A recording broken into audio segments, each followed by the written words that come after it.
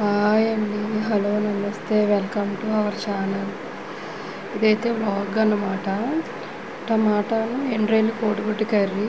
ముందుగా అయితే ఎండ్రాయిలు, ఉల్లిపాయ ముక్కలు, పచ్చిమిరపకాయ ముక్కలు, టమాటా ముక్కలు వేగించేసుకున్నాక లాస్ట్లో కోడిగుడ్డు కొంచెం కారం వేసి వాటర్ వేసి మగ్గాక దించేసుకుంటామేనండి.